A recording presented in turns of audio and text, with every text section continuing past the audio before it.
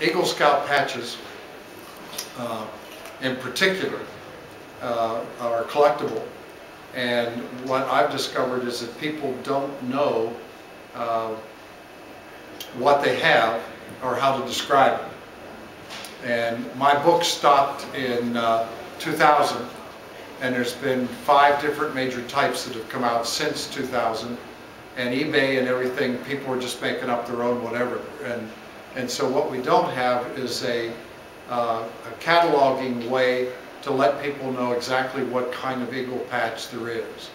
And so Jim and Ron and I have spent some time trying to put together a new catalog system like we did for the Eagle medals, so that people will be able to put on eBay or wherever they are in their communication a particular code, and that code will tell you exactly what the patch is.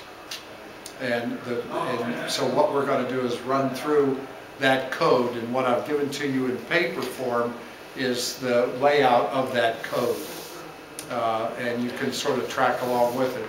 If you have a pen and you're looking at your paper, the only change that there is that under the type 3, there is a code that says KHA that you need to change to GRN, because we're not using the term khaki any longer. It will now be green, so that's clear in people's minds.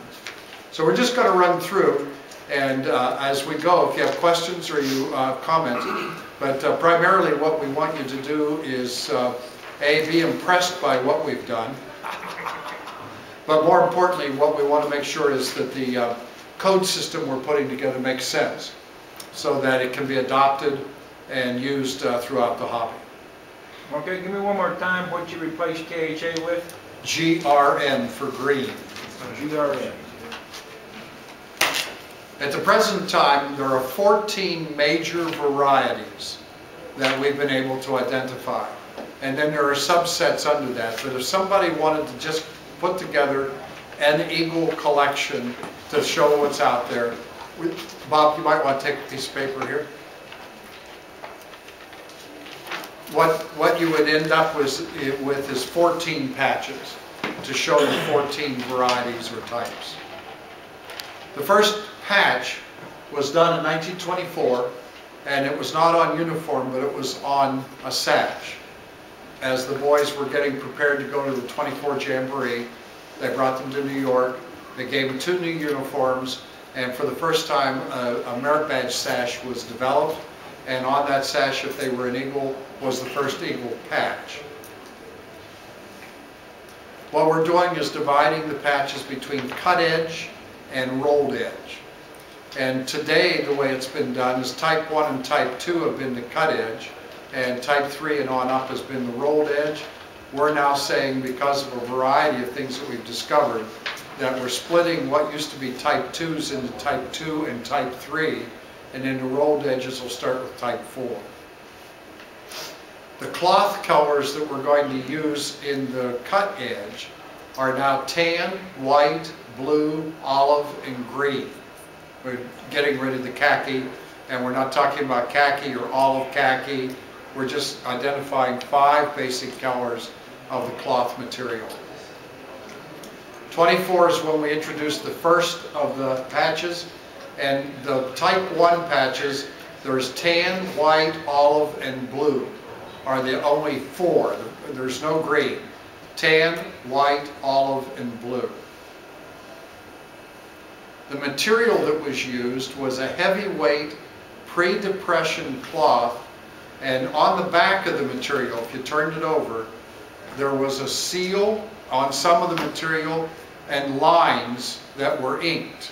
So you could literally see the raised edges of the material that got inked as they produced the material.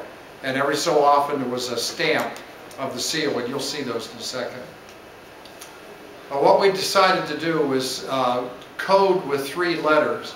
So if you saw on a code 1 tan 1, that would mean type 1 tan color cloth and the first variety on tan. And this is a tan 1, this is a 1 tan 1, And the distinguishing characteristic is that the scroll breaks through and there is a knot. This is the one that appeared on the sash in 24. Very limited variety, not many of these around for people to pick up. And when you do get one, if you didn't just luck into it, the price tag on these today is somewhere in the neighborhood of $20,000. There were 56 sashes, so and that was in 24, so you can imagine what you're dealing with. And not all of those sashes had eagles on them. Not all 56 kids were eagles. The Type 1 Tan 2 has the same characteristic, the scroll, but it has no knot.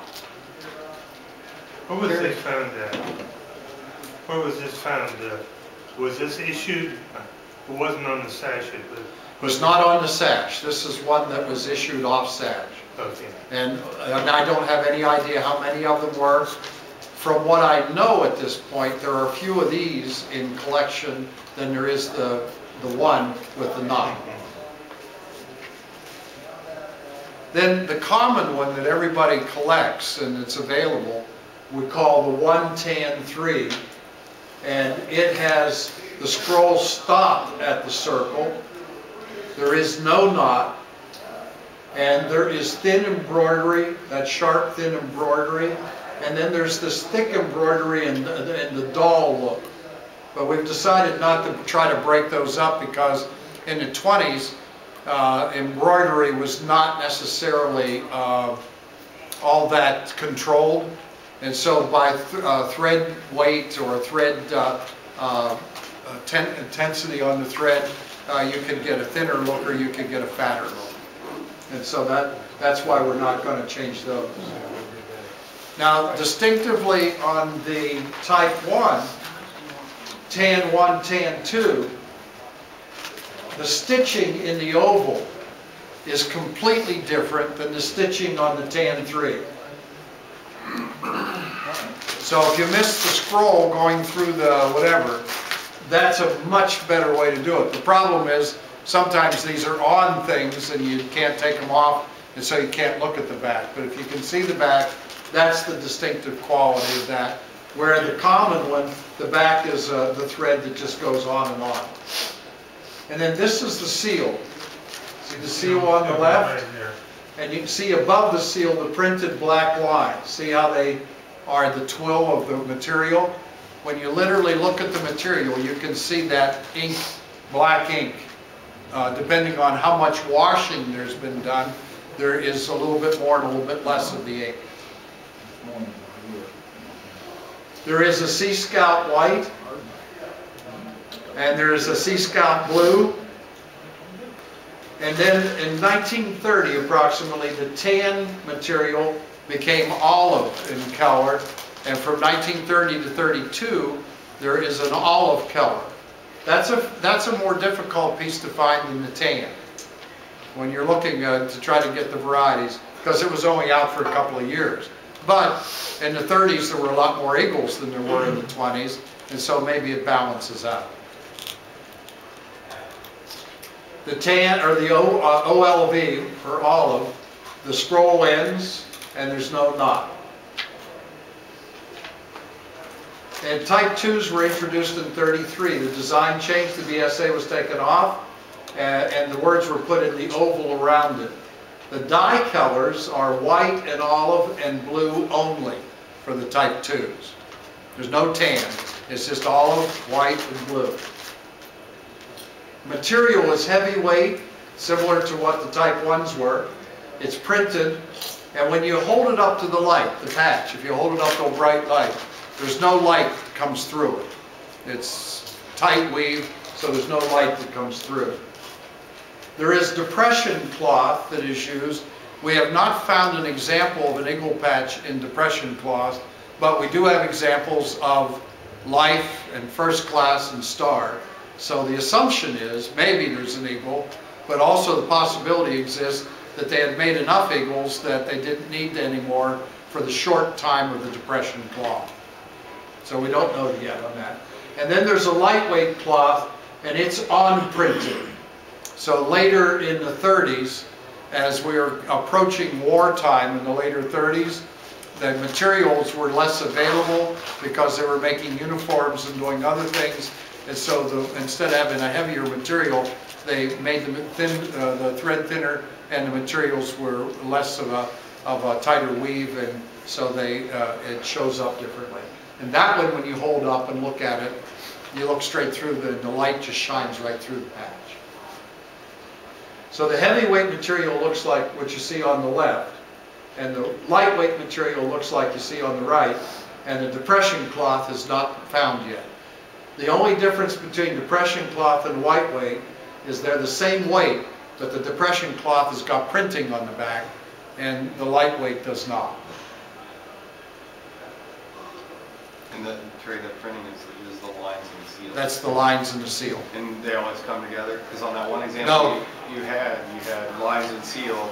Now the seals on the material are stamped periodically, and you can get 2 or 3 patches out of the cloth without touching the seal. But on that roll, somewhere there's going to be a seal. Yep. There weren't rolls with lines only.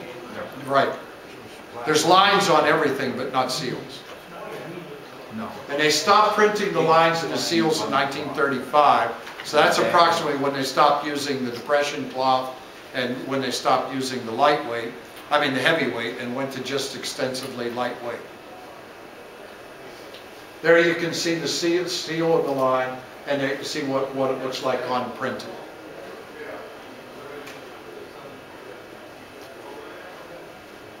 Now the distinguishing characteristic of the Type 2, aside from the cloth, is that Type 2 is all done with silk thread. So when you look at the silk thread on the back, you can see how loose it is, as opposed to being the cotton, which can be pulled really tight. See the looseness? Now that's on printed cloth.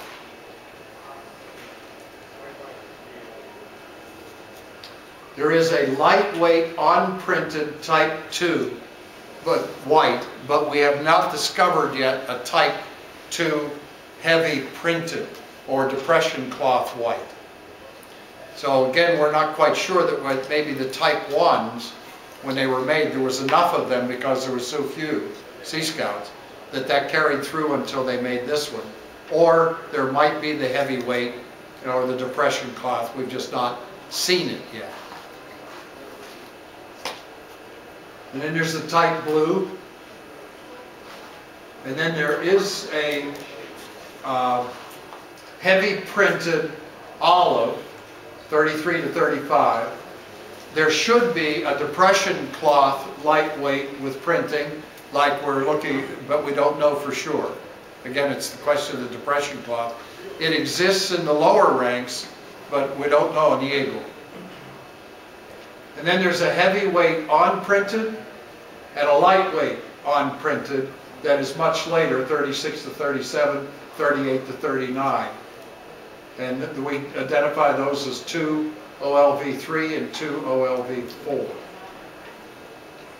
Those are very distinctive when you look at them, because it's like looking at corduroy. The whales are wider apart, like you have in corduroy, on the lightweight than it is on the heavyweight. In 39, the Boy Scouts said no more imported silk to be put on the patches, and they went to a cotton patch. And that's one of the reasons why we distinguished also between 2 and 3. That's the real distinguishing mark. Cotton and silk is the place that you begin with. The dye colors for this are tan, white, olive, and green, and then there's the blue wool felt. The fine weave, when you look at the way it's been woven together, the weave is over 2 and is under 2 and over 1. So that when the cloth, the strands are put this way, when the weave goes through, it goes under 2, over 1, under 2, over 1, and it's tightly put together. It's a smaller thread, and so it can be drawn up very tight. This is what we used to call sand twill. Merit badges and other things have been identified as sand twill. We're now going to redefine that as fine twill. Lightweight is a standard diameter, and it's 3/1, and it's loose. So when you hold it up to the light, you can see right through it.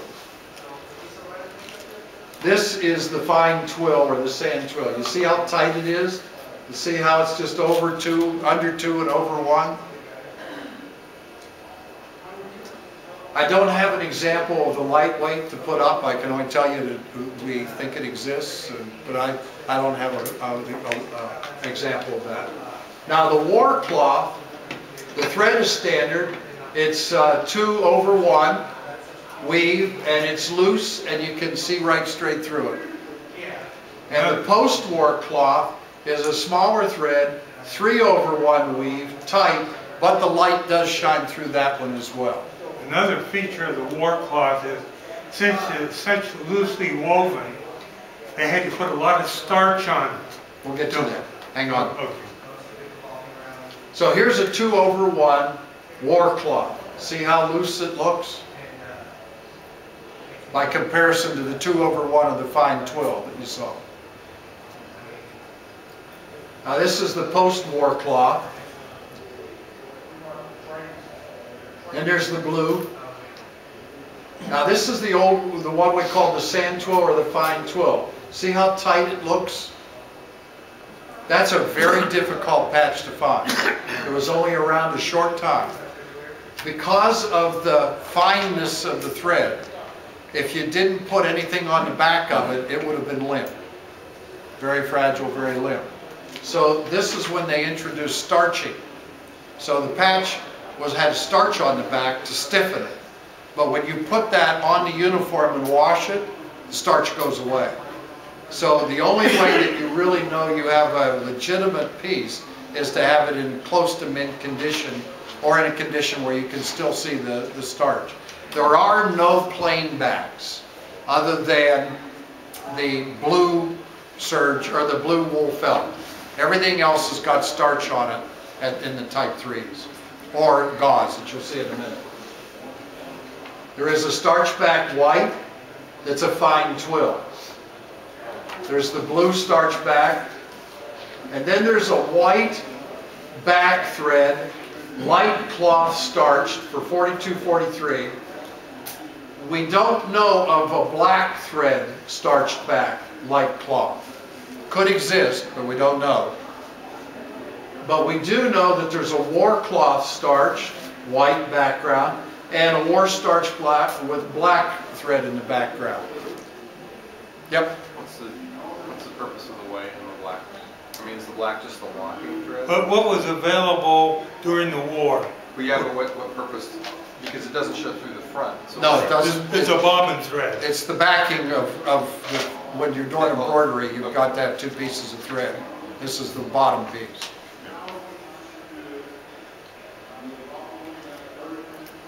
So since these are all starched and they're all olive, we're doing 3 olive 1 or 3 olive 2 starched, and then the A, B, C, D indicates the threads and so on, but it holds it all in the olives. And then there is a starched back green. Now this is the one that we've always called the khaki. It's on post-war material, late 40s into the 50s. Well, the starch back doesn't go that far, except that there's gauze back that comes in. The starch back could carry on until they ran out. You know how they do that. The war cloth Sea Scout white we did not have at the time the pictures were being made, but we have surfaced, and that one does exist. And the post-war gauze also exists. You know, if you wash that patch, you'd get rid of that model's yellowing starch look. Hey, Chris? What kind of soap should I use? The starch did yellow over time. It did. So you could have a mint patch, but it looks like it hadn't been stored right. And the way you can tell it's mint, and if it is yellow, it is as stiff as a board. Yeah.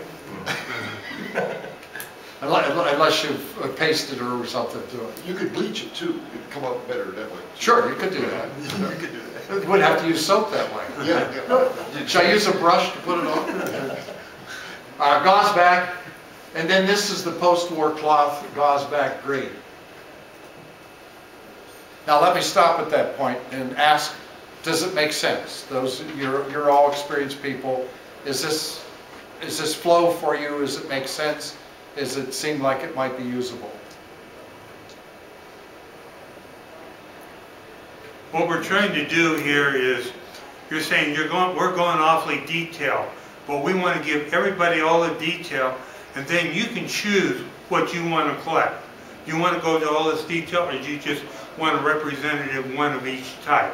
You know, you can collect any way you want to collect, but we want to have available for everybody the total concept of the patch. And what we've discovered is that it's not just the eagle patches, but this whole cloth thing that we're talking about is in all of the insignia, it's in all the ranks, and it's in the merit badges.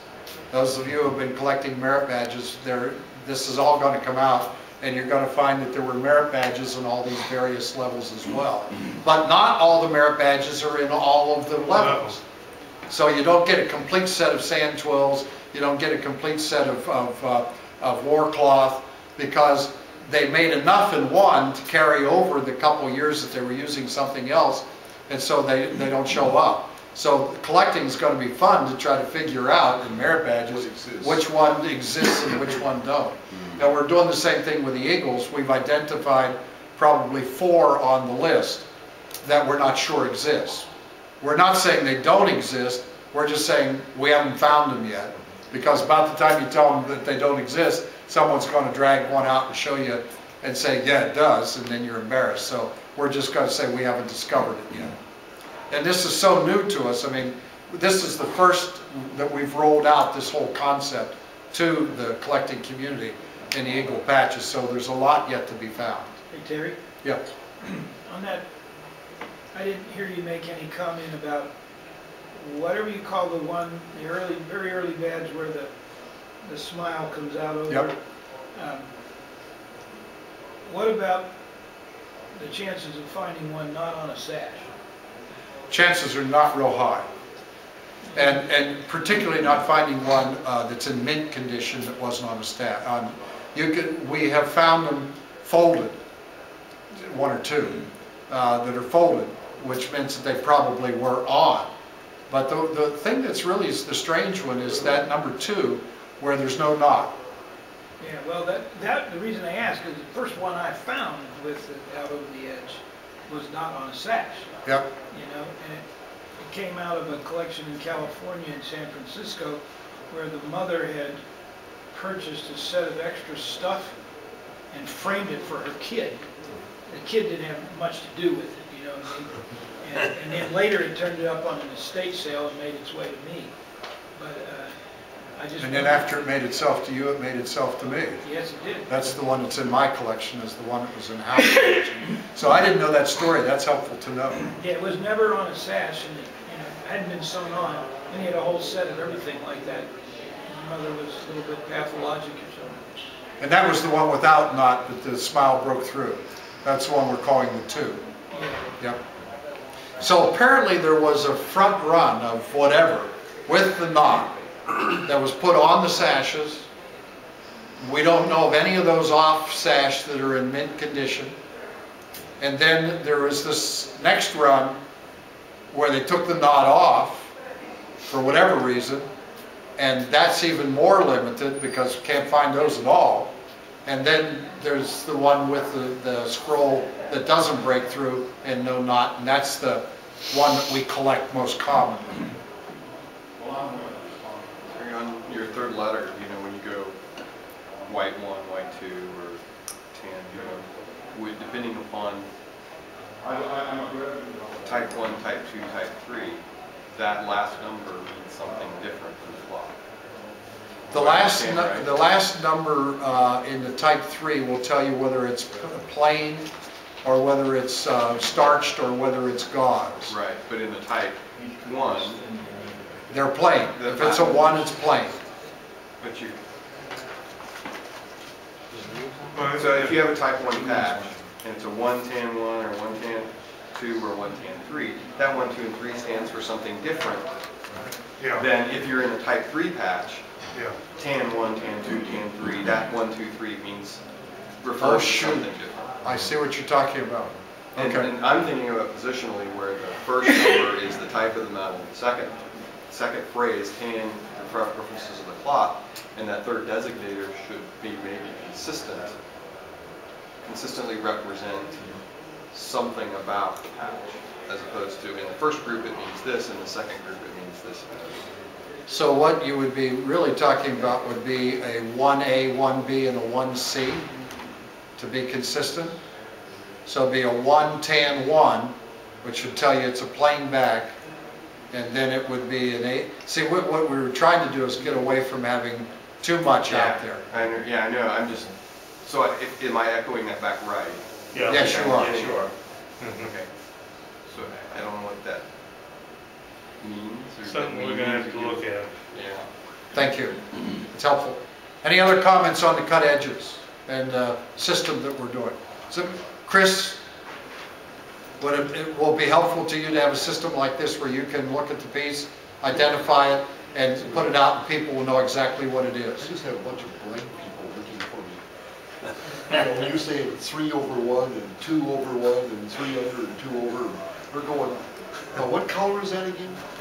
I mean, honest to God, I did this in my office when I first moved in 1999, this building. I went into my local electrical supplier and I said, I want color-corrected fluorescent lighting in all the tubes in my office. I forgot to ask how much these tubes were, okay? Normal fluorescent tube, 8 foot long, $6, $7, $8, right? They came, Yeah. I had 40 of these tubes at $38 a piece. Oh my Lord. And I had a wholesale account there, okay, this was a deal. Oh, Yeah, okay. jeez. And I'm going, that's so that I can catalog the difference between khaki green mirror badges and tan. And I still had employees, what is this? This is this in-between shade. And so after spending $1,200 or $1,300 for color-corrected lights, on a much simpler scale system than what you've got here, I still ended up out on the front porch on a sunny day going, yeah, that's okay, tan. Okay, that's great. I'm out on the front porch, 100 degrees, sorting mirror badges because my $1,200 for fluorescent lights still wasn't as good as daylight. And so we have to remember these color things, you're going to have persistent problems on eBay because every scanner scans tans and greens and browns and yellows and whatnot. What we want the people to do though is to put on eBay whatever they scan, but to put WHT or a TAN as the identifier so that the person, when they're looking at it, even though it doesn't look like it's tan, it tells you it was tan. And to get pictures like you got there to really be distinctive, most people just don't take the time on close-ups of patches to get the detail you're going to want if you're bidding on it or even looking at a typical website. You're, from a technology standpoint, you're sitting there thinking, oh, I could put these wonderfully detailed photographs out there, but if this guy doesn't have a T1 line, he'll go out to lunch, come back, and it's still downloading the picture, okay? Or you try to upload it and it blocks it because the guy's server won't handle a file bigger than a certain amount. That's just the reality of it, unfortunately. And now you got people trying to eBay bid on stuff from their iPhone. Right? Yeah. So it's like, all right. ooh, okay. Well, let's go ahead and move it on, and I think that's going to be a common, but hopefully this will help. Yeah, I'm not saying I wouldn't be doing that number system, but it's going to be a challenge. Once you get the idea of the difference between tight weave and loose weave or heavyweight and lightweight, when you look at it, you don't actually have to see 3/1, 2/1. You actually just need to hold it up to the light. That's your first go. If you hold it up and the light doesn't come through, it's heavyweight. If the light comes through, it's going to be war or it's going to be lightweight. And then you've got the ink lines on the back that help you. So there's some pretty obvious things that help you make those decisions. For years, every time I got square mirror badges or the wide crimp mirror badges, I was looking for the seals. Because Rick Hubbard was collecting all his mirror badges with seals. Yeah, I do too. And every time, and what you didn't realize is that that I had a couple of big chunks of cloth one time, and I was starting to measure how far between the seals. And if you do the math, you end up with about 30 or 40% of the mirror guides actually got a piece of the seal. That's a high number. Yeah, that's a high number. So you have a whole bunch of them that could have had the seal, it just randomly chance got cut out of a swatch of cloth that had no seal. Right. So I did just that with the light, with some, I mean, looking at Ron's stuff, even used ones and new ones, and that carried through pretty consistently. So that was a pretty easy tool. So if you will, when you do your guide, say, here's how to figure out this, and just. Yeah, the light is a really important thing. As opposed to looking at the colors, you do that, that's the key one. All right, let's, since our hour is running, let's go ahead into the rolled edge. Now, the rolled edge will be type 4. This used to be a type 3. We're now saying this will be type 4 because we split the type 1 or 2s into 2, 3. When we first looked at the rolled edge, these guys, we assumed that the first ones were the closed beaks. And then we got the open beak later. Now we're a little smarter because we got this thing, which is the approval on October the 13th of 55 of the patch. And the patch was attached to the approval. And it's an open beak. So what we now think is going on is that someplace between 50 and 70, there were 2 manufacturers that they were buying patches from. And one of the manufacturers did a run of closed beaks, and one of them was doing open beaks. So that the closed beak, rare and difficult, probably is later in time. But since we can't identify that and know for sure, what we did is we made the closed beak the A. So the 4A is a closed beak with a skinny neck and a very thin knot. If you look at all the rest of them, the knot is is fat. This is very thin. Rare piece, difficult to get. Probably one of the hardest of the rolled edge pieces that we have. Then the manufacturer made another closed beak, this time with a thick neck and a thick ring. So we call that the B. And then the common ones that we see with the open beaks are the C level, and then the number that comes with it is not identifying starch or whatever. It's telling you arbitrarily what we did to define by gauze, cloth, plastic, no gauze, that kind of thing. So this one, the C1, is gauze cloth on the back, but it's plain, no plastic, no starch, just plain. This has a fine mesh as opposed to what you just saw. You see how much finer it is, and that's a cloth back.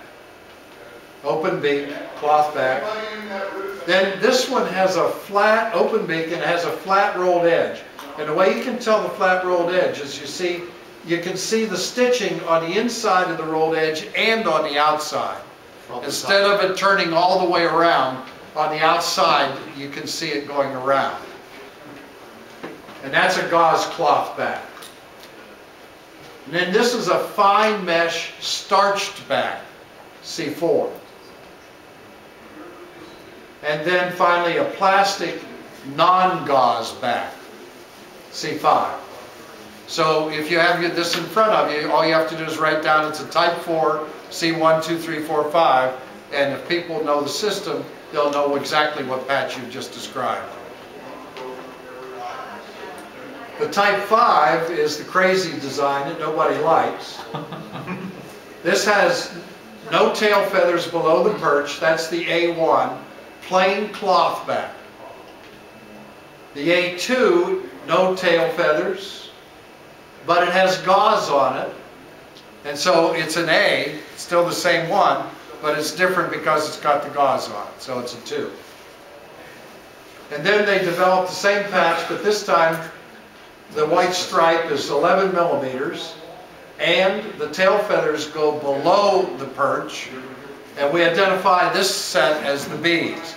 Everything that's got the tail below the perch is a B. And the first one of those is a plain cloth back. Second one is a clear plastic waffle back.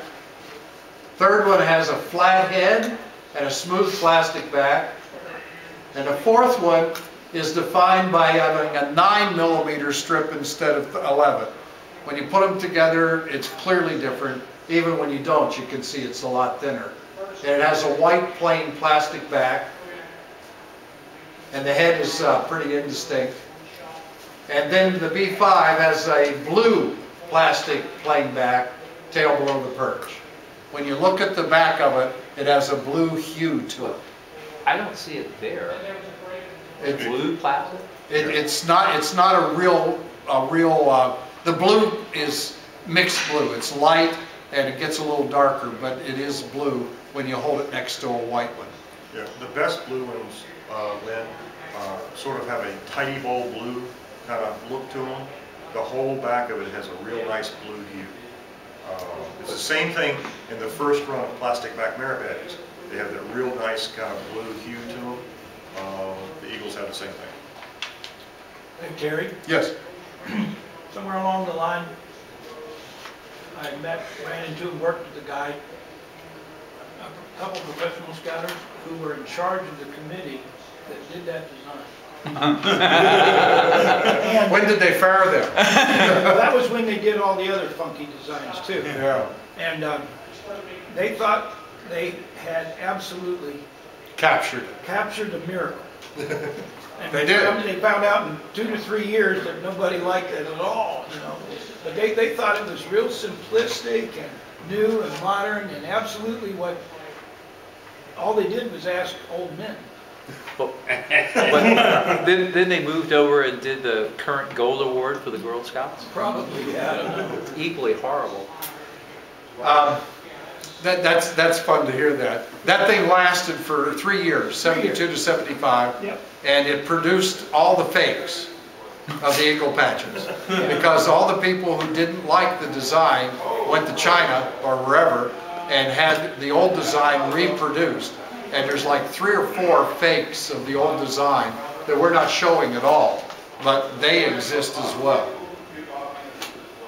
Now this is the type, this is the one that says Eagle Scout in the circle, replaced the one that they thought was a miracle. For a while we've talked about this with big eye, little eye kind of thing, and we finally decided that that was not an issue. But what we do have is round heads and flat heads, which makes it a little easier to define. This one is a blue waffle plastic back, right twill material, and a round head. This one has a round head, right twill, waffle plain back, no gauze. This one is unique. It's a left twill, plastic back plain, no gauze. Hard to find. We've probably looked at 200 of these and not found the left twill. There's only 2 of them that we know of. They're both used. He has one, and I don't know where any others are. You think it's just like a one loom run or something? Well, it's rare as it'll get out because we've been looking, I've been looking, and like I said, I've looked at 200 or more of these things that are all right twill or no twill. They just put the cloth on the machine the other way. Yeah, realistically, normally when they're taking the cloth and pulling it up for the mill, there's a roller. And it's hooked out below the top of the table, and they just put fabric up there and drag it up there. It could have been somebody like me, left-handed, who said, we're almost out of this stuff. Oh, I found a swatch of cloth. They just grabbed it from the other end, dragged it over and laid it down, clamped it down, and said it's embroidered. I mean, it could be that simple. Like when people are talking, oh, I'm looking for the OA flap that has the mirrored border in on the top right. Well, what about us left-handers? We're going the other direction. You know, you could have had shift 1, mirrored one way. The guy says, oh, go home, go get dinner, I'll finish up. I'm left-handed, I did the last 5, you know, the other direction, pigtail on the other corner, and it's, I don't know. I don't get too excited about where the pigtail is. I wouldn't say anything about twill. You know, to me, left twill, right twill, no twill, whatever, you know, it's irrelevant. And I don't see it as being a different class, whether it's talking about CSP, it's certainly not talking about Eagle between the right twill, and particularly if you say you saw 202 of them or left twill. It's just how you happen to put the twill on the machine. No, it's the way the material was woven. It goes clear back to the weaving. It's not that. Probably what happened was they ran out of material. Somebody went out and made a quick purchase of some material to finish the room. Got the material that was woven the opposite direction. Because your twill is the way it's woven. It's not how it's oriented in the machine. Okay. Now there is some in here where they have oriented the, and we didn't go into it, but they have oriented the patch a different way on the material. And that's very obvious. But we didn't go into that in our... We're probably going to identify, just to let people know that it's, because one patch, and this is really, the left twill is really obvious, the right twill, and in this patch it's obvious where there's no twill as well. You'll see that in a minute. Terry, what makes it waffle? Why do you call it waffle? You know what a waffle iron does when you make a waffle, how there's little peaks and valleys? That's what the plastic is. Instead of it being smooth, it really has that characteristic about it. It's not a, It was heated and then they roll it through to press the plastic down and stick to the cloth. I've seen it. After the embroidery. I've seen it. And they had to use the little With the indentations left in the twill, is it roller, only in the so the plastic roller didn't bag? stick to the plastic. Yes. It's a pattern? That's all we know. That we have. So it's not, It's almost because like knurling it's not on the because it's like a pancake where you're going to have that unevenness. It's actually a pattern. It's a pattern. It's a pattern in the waffle. Yeah. Occasionally there'll be a dimple where, you know, the plastic may have dipped down or something, but it's almost always patterns there. It's very, very obvious. A4 is gauze molded plastic. The plastic is put on and you can actually see with the letters that are there, when you run your finger across it, you can feel that it's been molded as opposed to being smooth. That potentially could have been sprayed on. I mean, liquid. Yes. Yeah. Oh, that would make And sense. that's the reason why some of those threads Actually stick up. stick up and out of it.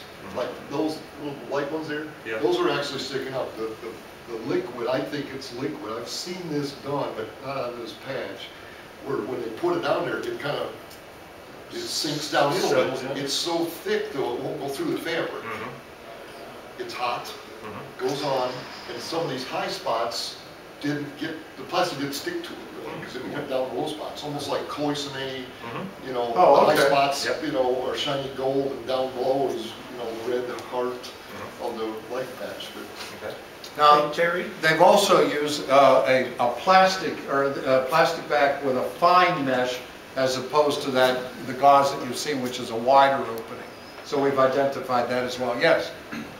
When you were into cut edges, you made some differential based on the type of thread. Are all these cotton thread, or are we getting into synthetic thread here? Well, what we term war cloth, my sister did test, and she found that it was synthetic. And this was relevant with the war effort when the cottons and all weren't available. Everything else we tested was cotton. Even today? Now today, I have no idea. Most of it's probably synthetic. That's what I'm wondering. It's In other mostly words, synthetic. are all these things from a certain level of the rolled edge on, are they all some kind of synthetic stitching and stuff versus cotton? And can we tell the difference between the very early rolled edges that might be cotton or not? I can't answer that question. It's too sophisticated for me at this point. Then the flatheads, moving from round head to flathead. You got a right twill, gauze, starched back. Then you have a no twill. Fine mesh starched back. And here's what fine mesh starch back looks like. It's not a plastic, it's actually a starch. And this is the larger mesh, gauze molded plastic, flathead, no twill. And then there's a no twill fine mesh smooth plastic where the plastic did not fall down, but it's actually literally smooth. You run your hand across it and there's no lumpiness and there's no mixing or with the letters being up and so on. It's actually smooth entirely. The Type 7 now is the anniversary piece. and that's the one with the silver mylar, eagle silver mylar border.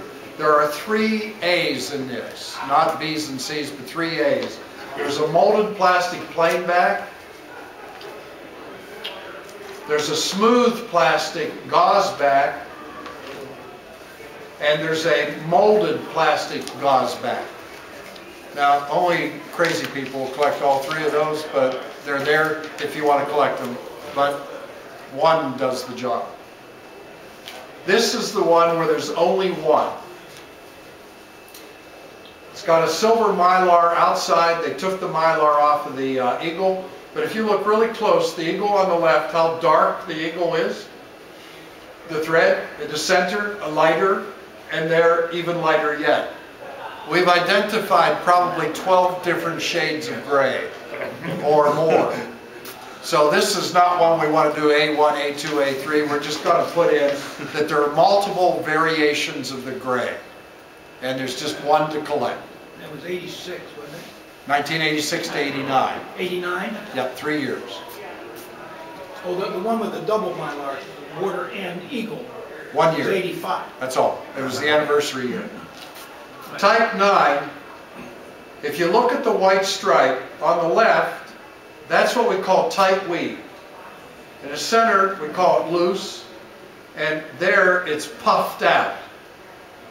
So the varieties of this type 9 are based upon the white stripe that you see in the center. How are you going to convince somebody that the one you're calling tight is tight when it looks like it's got holes in it? Yeah. That's a very good question, and everybody asks that. Thank you for doing that. Thanks for doing this. Here's the reason why. When you look carefully at it, because it's got the holes, the reason why it's got holes is because it's stitched so tightly. The ones that don't have holes, see, there's no definitive nature to it. Yeah. That's looser. But that- If you take that and you fold the patch just a little bit, it'll open right up. If you look at the one that we call tight weave, you can't get that kind of break in it. And this you You can might see. come out with some different names on those because it seems to be exactly the reverse to anybody who's looking at Counter to it. it. It is. I hear that, but I don't know how, because the weaving is what it is. Well, You mean tight to the patch as opposed to tight together. I mean, the other is When much people look at it, they looser. look together, so yeah. Looking. It's much looser looking, but it Yeah. isn't because of the way it's stitched. It's not tight. That's what we're looking. I hear you, Lynn. And If you go out there and ask 100 people, Yeah. and you show them I the two, didn't have say to. which one's There's loose and which one's 17 in tight. here, and we got. I'm the only one that's seeing it that way. Well, so then maybe Maybe I need to rethink that. Maybe you need to change Yeah, it. well, yeah. What do you do for a living? Psychologist? Yeah. All right, and then the puffed out one like this comes in 2 varieties, plastic gauze, plain plastic. And then this guy is weird because there's no head. So we gave it a 9D. You have more than one of those? Yeah. Yeah, Lots. that's obvious. Lots of them. That's been around. And you can see here's the formed head on the left and the unformed on the right. You can see the tight weave on the left, and you can see a puffed out or a loose weave on the right. I make my point, thank you very much. There's nothing tight about what's over there. That's draped down. Well, that's why you call it puff, though, right? Well, no, that That's one is... not puff. That's not Oh, puff. that's not puff? No, that one's loose weave. Puff is word even different. Now, the type 10, the 9 is on the left, the type 10 is on the right. The center white has a rolled edge on it. See here and here. And there's none here. That's the distinctive characteristic between the 9 and the 10. And on the 10, the be prepared, there are large letters on some of them, gauze back, gauze plastic back. And the be prepared is smaller on some, gauze plastic back. Also plain plastic back, so it's a B1 and a B2. And then the really anal group of our gang, the really anal group, got in there and started to look around. I'll get to that in a second.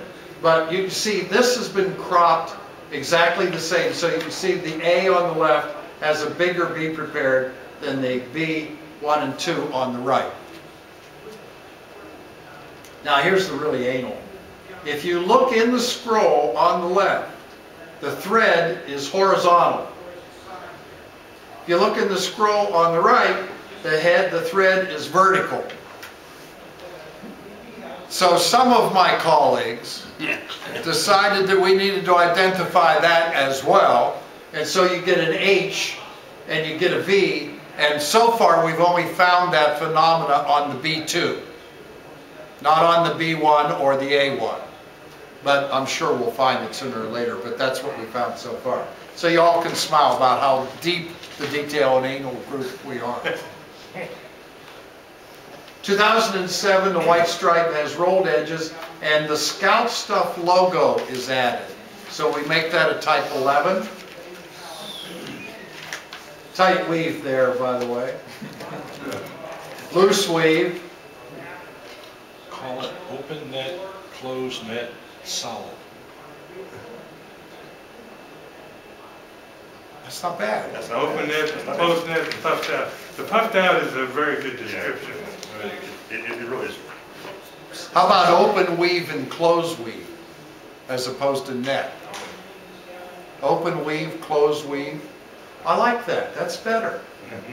Terry, why did you decide to make the Scout Stuff back a new type as opposed to just a new back instead of plastic and molded and gauzed and no gauzed? Because that means that we had to add more numbers and more letters, and we were trying to make it as simple as possible. And so giving it a type, because there is a real clear distinction between the time when there's logos and non-logos. When we went to the point where they were beginning to sell that process, so wanted to define that. Historically, it gives us a time frame on that. Open and closed. That's a good idea. Thank you. I don't want to go through and do all that changing, but we will. This is a plain plastic bat, and you can see what the logo looks like, the Scout Stuff logo. When they put the logos on, they used a material that eventually was noted as being carcinogenic. And so they took it off. And when they took it off, they created the 11C, and I've marked it as chemically free because it doesn't have the whatever that stuff was on the back of it, but you can identify it because the back is very slick. It's absolutely smooth and silky.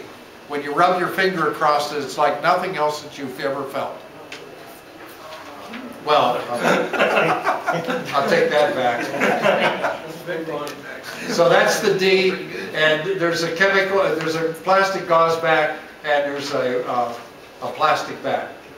And then the 2010, by that time we have two logos, and there they are, the 100 Years BSA and the Scout Stuff. And in 2010, when they did the anniversary piece, the A one has got the logo on it, the Scout Stuff, and it's got a gauze plastic. And the A2 has the same logo on it, but plain plastic. And the B1 has the BSA logo on it, gauze back. And the plain back is the B2. So that's the transition year. 2010 is when they stopped using Scout Stuff and went to the 100 Years BSA. And the Type 13 is the one that's in 2011 only. If I were you, I would get some of those because in time, 1 year production is going to be rather interesting to snag, because they came out with a brand new one in 2012, and that's the one that we presently have today, which is the Centennial patch, and it's got 1912 to 2012 on it. 92 years of eagle patches, 14 major types is what we're identifying. Did they start issuing those last one you showed yet? Yes, that's a real patch. That's 1 month, because this is just half of January. Correct. It'll be used the entire year, and then it's supposed to stop at the end of the year, and they'll either revert or create another patch in 13. And on Wednesday, BSA headquarters sent out an email to all the scout shops that stated that as of that day, they were no longer to sell the 2012 Eagles to anyone unless they could prove they earned their Eagle in 2012. Oh, wow. I saw the email that came out to the scout shops. So if you've got paperwork from an Eagle from 2012, you can buy as many patches as you want. There's no restriction on how many you can buy, but you have to show that you either earned it or it's one of the kids in your troop that earned it or something. It's a really weird restriction that BSA National has come out with. They're going to really make it special. So there you are, folks. That's the thing that we would like to roll out with a couple of suggestions and corrections.